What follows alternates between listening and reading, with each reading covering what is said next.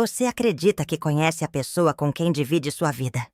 Os sonhos, os medos, os planos, o cheiro do café da manhã, o toque na pele antes de dormir, a forma como ela diz "te amo" baixinho, com a voz rouca de sono. Eu acreditava nisso. Acreditava de corpo e alma. Por 17 anos, Henrique foi meu mundo. Henrique era meu marido, meu amigo, o pai do meu filho, Lucas. Nós tínhamos uma história que, para mim, era linda. Tínhamos uma casa modesta, com um jardim na frente e fotos espalhadas pelas paredes. A gente brigava por besteira. Toalha molhada na cama, volume da TV. Mas bastava um olhar ou um gesto de carinho para fazer as pazes. Era assim. Simples, real, como eu achava que deveria ser. Mas tudo mudou no dia em que o telefone tocou. Era um domingo à tarde. Eu estava preparando o almoço quando atendi, distraída. A voz do outro lado era seca, mecânica, quase fria. Um acidente. Na estrada. Henrique não sobreviveu. Lembro de deixar a colher cair no chão, de afundar no sofá, de sentir o mundo desabar ao meu redor. O velório foi um borrão de rostos, abraços e lágrimas. Pessoas que eu nem conhecia vinham me dizer que Henrique era um homem maravilhoso. Que perda irreparável, diziam. Um exemplo de marido e pai. Eu agradecia, murmurava palavras sem sentido. Ouvia tudo como se estivesse debaixo d'água. Durante os dias que se seguiram, vivi no automático. Cuidei do Lucas, tentei manter a casa em ordem, recebi parentes. Dormia mal, com pesadelos, e acordava com os olhos inchados. A saudade era dilacerante, e ao mesmo tempo, havia algo que eu não conseguia explicar. Uma inquietação, como se faltasse uma peça naquele quebra-cabeça. Foi no terceiro dia após o enterro que a primeira rachadura apareceu. Recebi uma mensagem no celular, número desconhecido. O texto era curto e direto. Precisamos conversar. É sobre o Henrique. Urgente. Meu estômago revirou. Respondi perguntando quem era, mas a pessoa insistiu que preferia conversar pessoalmente. Marcamos para o dia seguinte, num café no centro da cidade. Levei meu irmão junto e pedi que me esperasse do lado de fora. Eu estava nervosa, com medo, mas a curiosidade era maior. Cheguei primeiro. Pedi um chá de camomila que tremia nas minhas mãos. Quando ela entrou, meu coração parou. Uma mulher da minha idade, morena, muito bem arrumada, mas com olhos inchados e vermelhos. Ela sentou na minha frente e se apresentou. Meu nome é Renata. E eu fui esposa do Henrique também. Meu mundo girou. Eu ri. Não de verdade. Ri de nervoso, de desespero. Como assim? Ela devia estar enganada. Henrique era meu marido. Nós tínhamos um filho, uma vida juntos. Como ela podia dizer uma coisa dessas? Renata então tirou da bolsa uma pasta. Fotos. Várias. Henrique ao lado dela. Henrique abraçando uma menina pequena, sorrindo como se estivesse no melhor momento da vida. Henrique em uma casa que não era a nossa. Uma casa com brinquedos no quintal, com um carro diferente na garagem. Meu coração batia tão forte que doía no peito. Eu quis levantar, ir embora, sumir dali. Mas minhas pernas falharam. Fiquei sentada, muda, enquanto ela contava a história. Henrique dizia que trabalhava em outra cidade durante a semana. Passava os finais de semana com Renata e a filha, Isadora. Eles estavam juntos há 12 anos. 12. Ou seja, ele começou esse outro relacionamento 5 anos depois de termos nos casado. Eu fazia contas mentalmente, tentando encontrar uma brecha, uma incoerência. Mas tudo se encaixava. Horrivelmente se encaixava. Voltei para casa andando como um fantasma. Entrei no meu quarto e desabei. Passei a noite acordada revendo cada detalhe da nossa vida. As reuniões fora de hora, as viagens de última hora, os aniversários que ele precisou faltar. Como eu fui cega por tanto tempo. E junto com a dor veio a vergonha. Como eu, Tão dedicada, tão atenta, não percebi nada. Eu que preparava as malas dele, que dobrava suas roupas, que decorava cada linha do seu rosto. Como? No dia seguinte comecei a vasculhar tudo. Cartões de crédito, e-mails antigos, recibos guardados. Descobri que Henrique tinha uma conta em outro banco, que recebia depósitos regulares de uma empresa que eu desconhecia. Descobri que ele tinha um seguro de vida e que a beneficiária era Renata. O golpe final. Lucas percebeu minha mudança. Ele tinha só 15 anos na época, mas era sensível. Sentamos no sofá e eu contei tudo. Sem detalhes sórdidos, claro, mas sem mentiras. Ele ficou em silêncio por um tempo. Depois, com os olhos marejados, me perguntou: "A gente foi uma mentira, também?" Aquilo me quebrou por dentro. Eu disse que não. Que por mais que o pai dele tivesse cometido erros, o amor que ele sentia por Lucas era real. Era isso que eu acreditava. Era isso que eu precisava acreditar. E assim começou a minha longa jornada. A jornada de entender quem era o homem com quem dormi por 17 anos, de descobrir que a vida que eu achava ter era uma ilusão meticulosamente construída, de reconstruir minha identidade a partir dos cacos deixados por ele. Mas o que eu não sabia era que, apesar de toda essa dor, algo de muito valioso nasceria daquele encontro inesperado com Renata. Algo que me ensinaria o verdadeiro significado de resiliência, perdão e recomeço. Nada mais parecia fazer sentido depois daquela conversa com Renata. Eu andava pela casa como se estivesse num cenário de filme que já tivesse terminado. Mas eu insistia em continuar no papel principal. Cada canto da sala, cada porta de armário, cada fotografia, tudo parecia ecoar uma versão da vida que eu agora sabia que era incompleta, manipulada, cuidadosamente editada por alguém que eu julgava conhecer melhor do que a mim mesma. Nos dias que se seguiram, vivi entre o choque e o silêncio. Lucas se trancava no quarto. Eu fingia comer, fingia dormir, fingia sorrir para os vizinhos que traziam pães, bolos e condolências que eu já não conseguia aceitar. Sabe aquele momento em que até o conforto machuca? Eu estava nesse ponto. Renata passou a me mandar mensagens. Algumas vezes eu ignorava. Outras, respondia com uma frieza que não refletia o turbilhão por dentro. Mas com o tempo percebi que ela também era uma vítima. E que talvez juntas pudéssemos compreender melhor o que tínhamos vivido. Nos encontramos novamente. Desta vez, sem papelada, sem provas, sem raiva. Sentamos em um banco de praça e falamos de nós. Descobri que ela era professora de educação, infantil, sonhava em ter uma casinha de campo e adorava cozinhar nos fins de semana. Exatamente como eu. Ríamos com culpa ao perceber quantas semelhanças existiam entre nós. Quase como se Henrique tivesse criado versões paralelas de um mesmo enredo, mas dessa vez com duas protagonistas reais. Falamos de Isadora, a filha dele com Renata. Uma menina de 11 anos, doce, curiosa, que acreditava que o pai era um herói. O mesmo herói que Lucas, em um passado não muito distante, desenhava em papéis de escola e dizia que queria ser igual quando crescesse. Os dois tinham o mesmo sangue. Eram irmãos, mas viviam em realidades tão diferentes que, à primeira vista, pareciam pertencer a mundos opostos. Ela quer conhecer o irmão, Renata disse, quase sussurrando. Fiquei em silêncio. Eu ainda mal conseguia aceitar a existência daquela menina.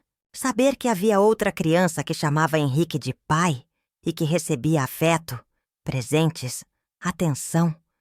O mesmo homem que às vezes dizia estar cansado demais para brincar com Lucas, doía mais do que eu queria admitir. Mas Lucas ouviu. Eu não sabia que ele estava escutando do corredor. À noite ele entrou no meu quarto, sentou na ponta da cama e disse: "Se ela não tem culpa, por que eu teria raiva dela?"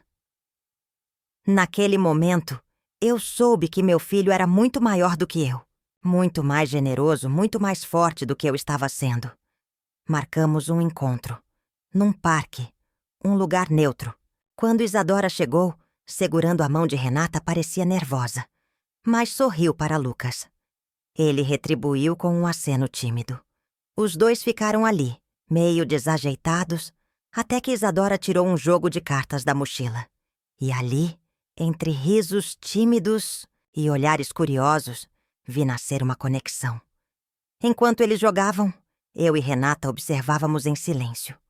Por dentro, eu sentia uma mistura estranha de gratidão e melancolia. Eu estava feliz por Lucas, por ele poder ter uma irmã. Mas também sentia uma pontada aguda por tudo o que não foi. Por todos os momentos que Henrique poderia ter nos dado e escolheu viver em outro lugar. A partir desse dia, as coisas começaram a se movimentar. Lentamente, quase como uma dança cautelosa entre dois mundos que se chocaram, mas que agora tentavam coexistir. Renata e eu passamos a conversar com frequência. Não éramos amigas. Ainda não. Mas éramos cúmplices de uma dor que só nós sabíamos como era. Comecei a fazer terapia. Pela primeira vez, falei em voz alta. Meu marido tinha outra família. Chorei ao dizer isso. Repeti. Ensaiei diante do espelho, como se, dizendo aquilo o bastante, pudesse tornar a verdade menos cortante.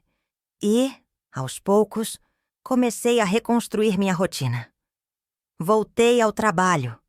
Sou bibliotecária numa escola pública.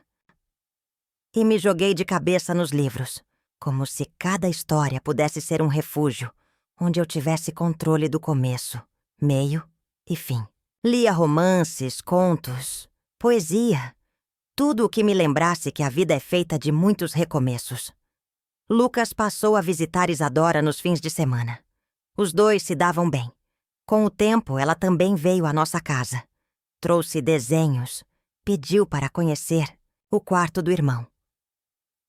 Numa dessas visitas, encontrei os dois rindo alto no sofá, vendo um filme.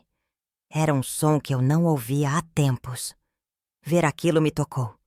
Senti raiva de Henrique, claro.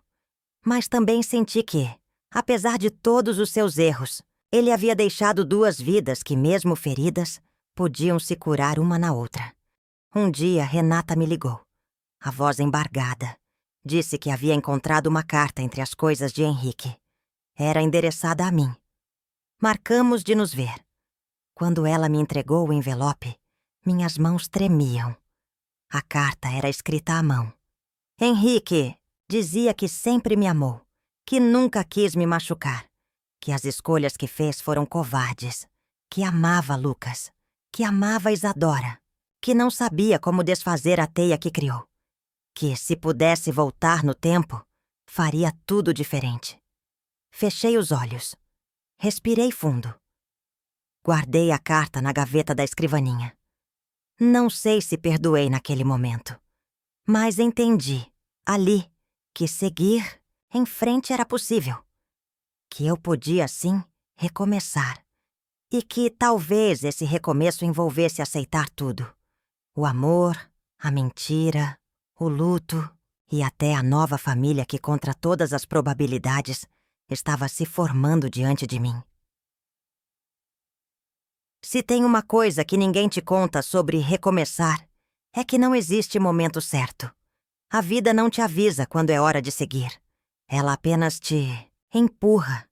E você, sem saber ao certo onde vai cair, se levanta aos poucos e anda.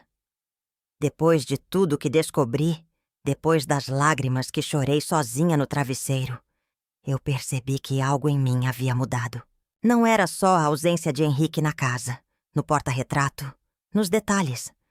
Era como se uma versão minha tivesse morrido junto com ele. A mulher que confiava cegamente, que vivia uma história escrita por dois, sem perceber que um deles tinha começado a escrever outra página. Aos poucos comecei a procurar quem eu era sem Henrique, sem o nós. Voltei a fazer as coisas que gostava, mesmo que parecessem pequenas. Recomecei minhas caminhadas na praça ao lado de casa. Coloquei música enquanto limpava a cozinha. Passei a me olhar no espelho com mais calma, tentando encontrar traços de mim mesma que estavam escondidos debaixo das camadas de dor. Também passei a escrever. Primeiro em diários escondidos, depois em textos mais longos. Um dia publiquei um relato sobre traição em um blog anônimo. Só queria desabafar. Mas o texto viralizou. Recebi dezenas de mensagens de mulheres que diziam: "Parece que você escreveu minha história." Aquilo me tocou profundamente. Eu não era a única. Nunca fui. E talvez, só talvez, minha dor pudesse ter um propósito. Comecei a escrever mais, sem vergonha, sem filtro. Contei tudo, desde o momento em que atendi o telefone e soube da morte de Henrique até o dia em que conheci Isadora. Cada detalhe, cada lágrima, cada crise de ansiedade. E, surpreendentemente, quanto mais eu contava, mais eu me curava. Lucas foi meu alicerce, durante esse período. E eu, o dele. Ele cresceu tão rápido nos últimos meses. Já não era mais aquele menino dependente.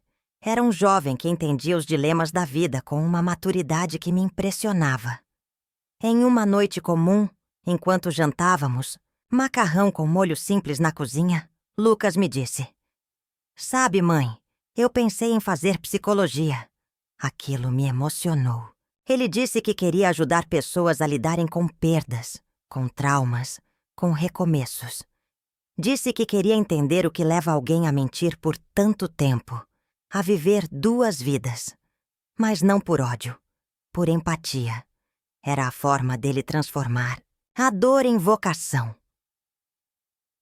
Isadora também cresceu diante dos meus olhos. Passava mais tempo conosco. Às vezes dormia aqui nos finais de semana. Tínhamos nossos rituais.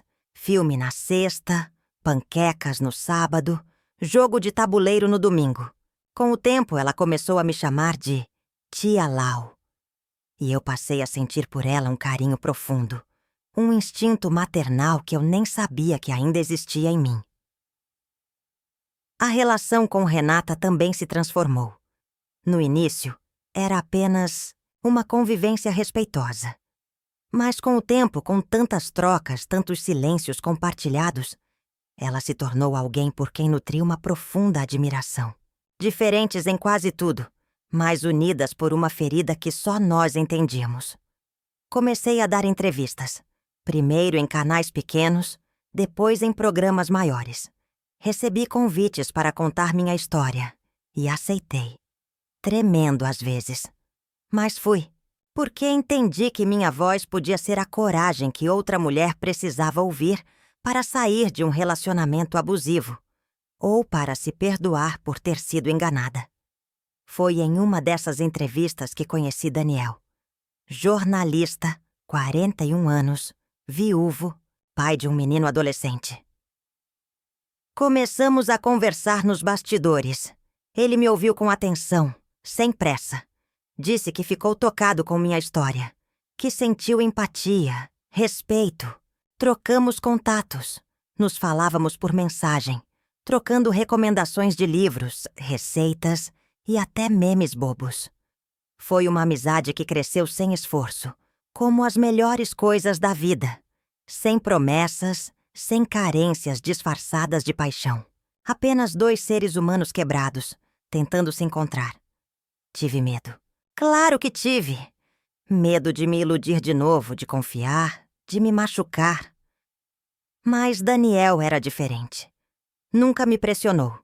Respeitava meus silêncios, entendia minhas hesitações. Era gentil, presente. E pela primeira vez, alguém me olhava não como viúva, não como mulher traída, mas como Laura. Simplesmente Laura. Aos poucos fui permitindo que ele se aproximasse.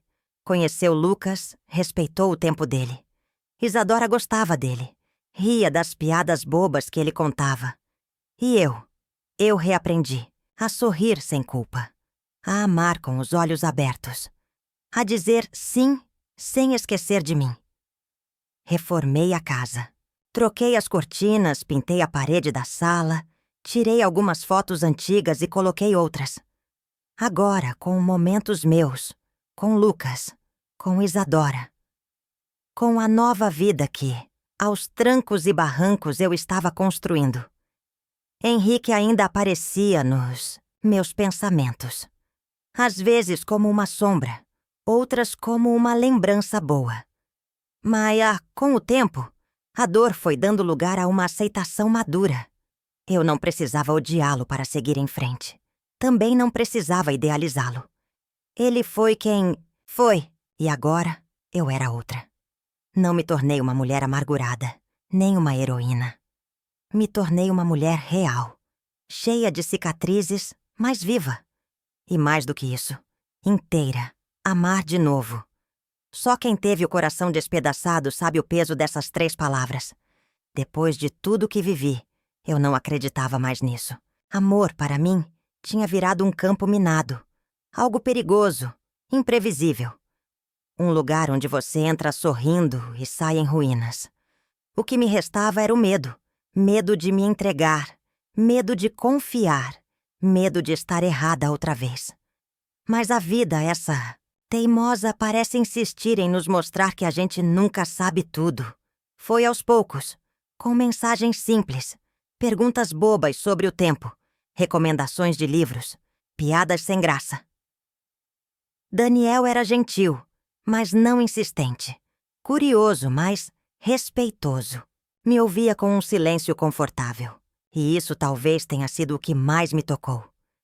Ele não queria consertar minha dor. Só me fazer companhia nela. Eu não percebi o exato momento em que comecei a sorrir ao ver o nome dele na tela do celular. Só sei que um dia, depois de uma conversa sobre filmes antigos, desliguei o telefone e fiquei sorrindo sozinha.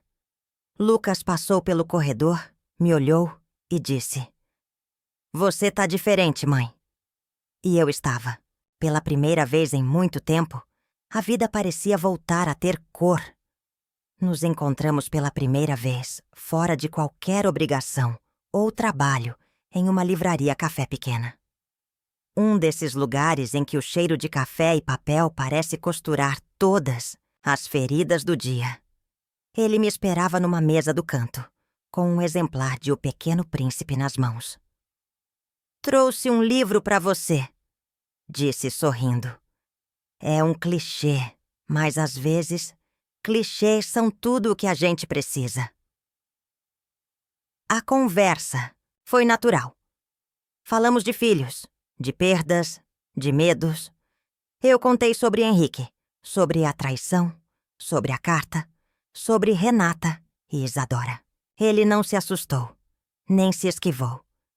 Me disse que também tinha suas cicatrizes, que perdeu a esposa para um câncer agressivo e que, durante muito tempo, sentiu culpa por sorrir. Porque, quando a dor nos molda, a felicidade parece uma traição. Nosso afeto cresceu devagar, sem aquela paixão explosiva e cega dos romances adolescentes. Era um sentimento tranquilo, como um rio que corre por baixo da terra e, quando emerge, não destrói, apenas alimenta. E era justamente isso que eu precisava. Algo que me alimentasse, não que me devorasse. Daniel conheceu Lucas aos poucos. Eles se deram bem.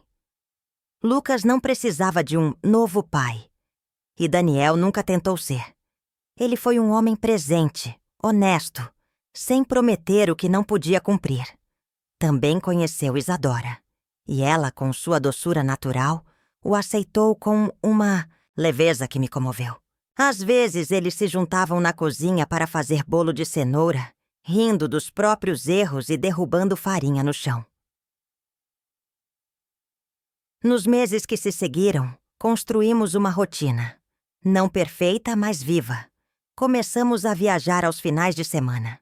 Primeiro para lugares perto. Uma cidadezinha histórica, uma praia calma, uma fazenda com trilhas. Aos poucos, nossos álbuns foram se enchendo de novas memórias. Não para apagar o passado, mas para lembrar que o futuro também pode ser bonito. Um dia, numa dessas viagens, Sentamos na varanda de uma pousada, com os pés descalços e o cheiro de mato no ar. Daniel segurou minha mão e disse: "Você sabe que eu não quero te consertar, né? Eu quero estar com você mesmo quando você desmoronar. Porque amor, pra mim, é isso. Não é perfeição. É presença." Eu chorei. Não porque estava triste, mas porque, pela primeira vez, eu sentia que não precisava fingir força. Podia ser eu mesma.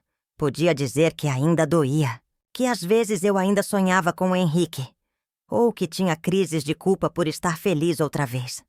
E ele entendia, silenciosamente, com a maturidade de quem já viveu o suficiente para saber que amar também é respeitar as sombras do outro. Voltei a escrever. Mas agora meus textos eram diferentes. Continuavam verdadeiros, mas não estavam mais mergulhados só em dor. Falavam de superação, de reconciliação com a própria história. Falavam de mim. Passei a participar de rodas de conversa com outras mulheres. Algumas vítimas de traições, outras viúvas, outras apenas cansadas da vida que levavam. Juntas, trocávamos experiências, choro, riso e principalmente força. Era como se estivéssemos reconstruindo nossos alicerces com pedaços de cada uma de nós. E então veio o dia em que Daniel me fez um convite. Não foi um pedido de casamento. Foi um gesto simples. Ele me mostrou uma casa no campo, com varanda grande, jardim e uma rede pendurada entre 2 ipês. "Não é um pedido para morar junto", disse. "É só um lugar onde a gente pode viver, sem pressa, com espaço para plantar o que quiser e colher quando for hora." Eu não respondi de imediato. Precisei de alguns dias, mas um sábado de manhã, depois de ver Lucas brincando com Isadora na grama e de ouvir meu próprio riso ecoando pela casa, percebi que já estava vivendo esse novo capítulo. E que, sim, eu queria estar ali, sem pressa, sem medo, com ele. Durante muito tempo, eu pensei que a verdade fosse o fim de tudo, que a revelação da mentira destruiria não só meu casamento, mas minha capacidade de confiar, de amar, de viver.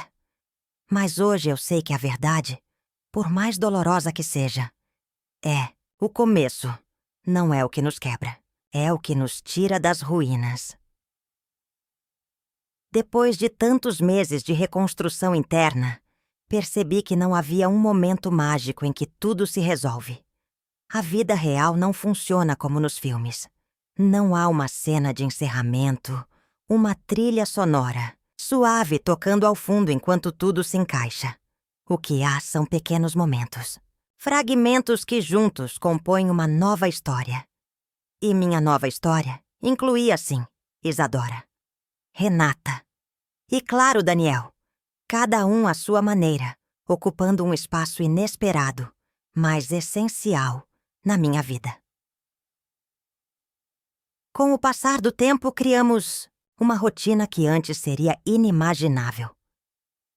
Nossos finais de semana, antes silenciosos, agora tinham o som de 2 crianças, Lucas e Isadora, conversando, rindo, dividindo fones de ouvido e receitas caseiras de brownie.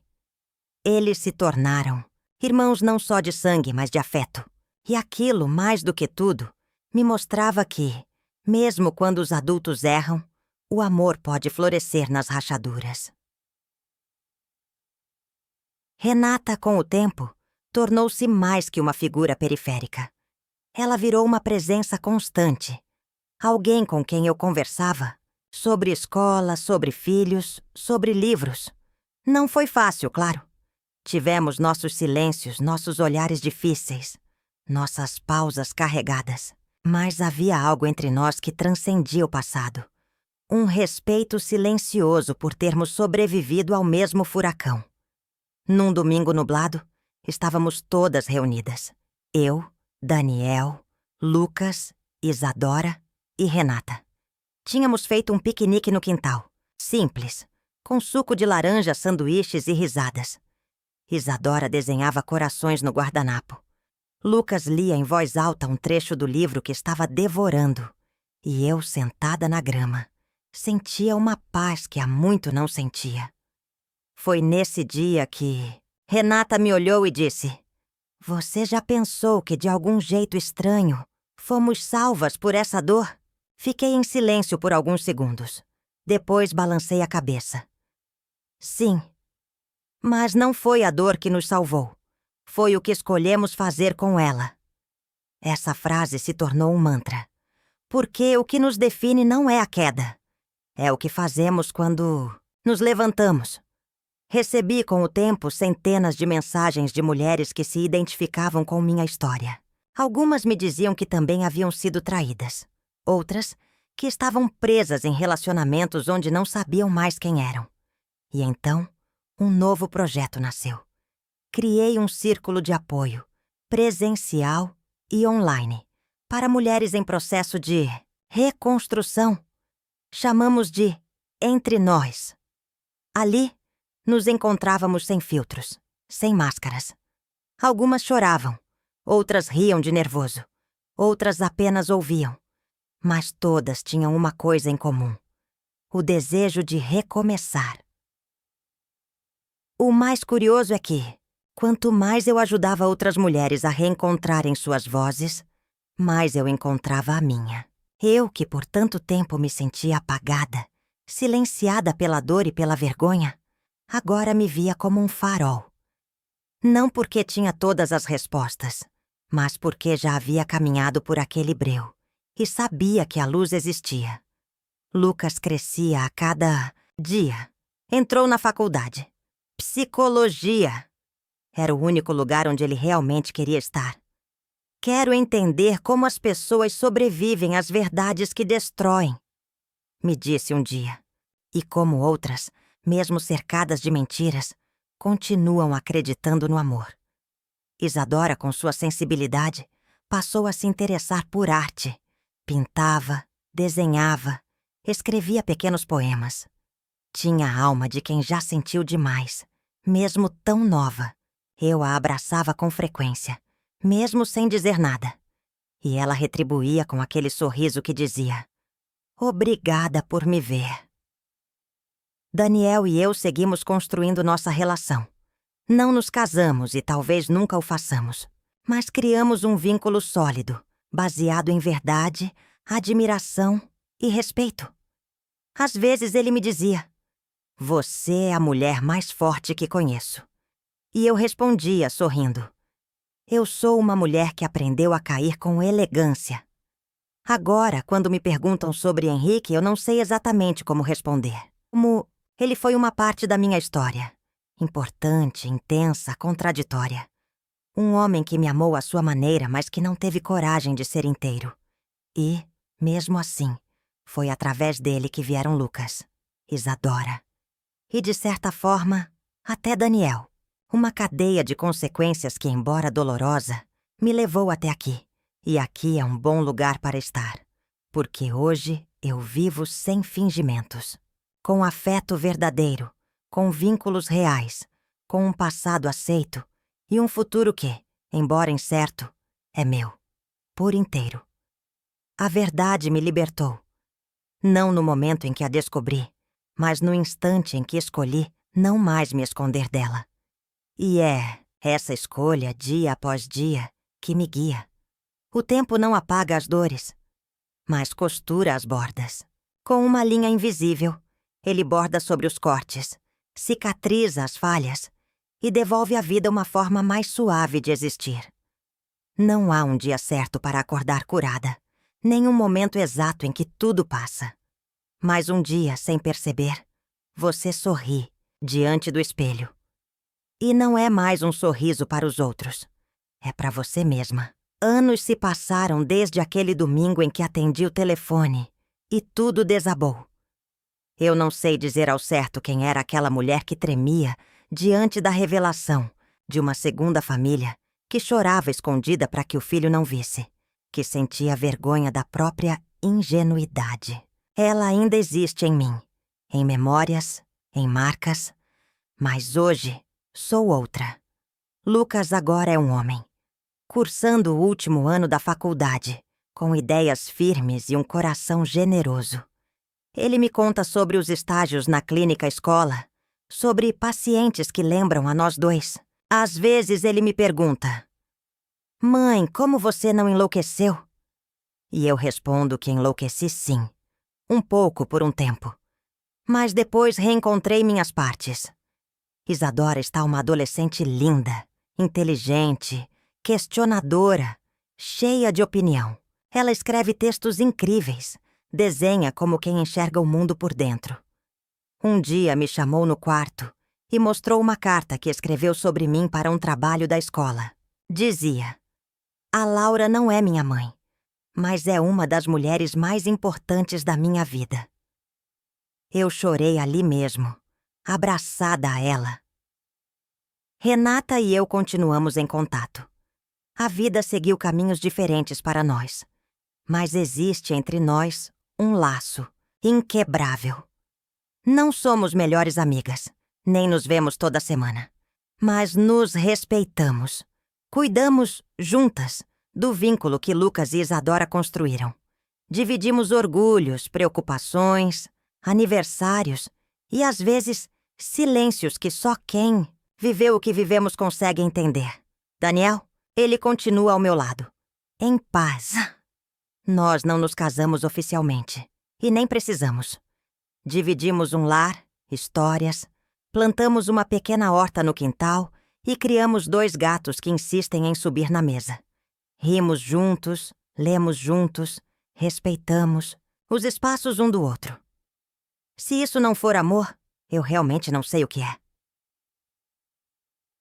O projeto entre nós cresceu. Hoje temos grupos em várias cidades. Mulheres que compartilham suas dores, suas descobertas e principalmente suas vitórias. Já não somos apenas sobreviventes da dor. Somos construtoras de caminhos. Faço palestras, escrevi 2 livros, dou oficinas de escrita terapêutica. É lindo ver o que nasce daquilo que parecia impossível de suportar.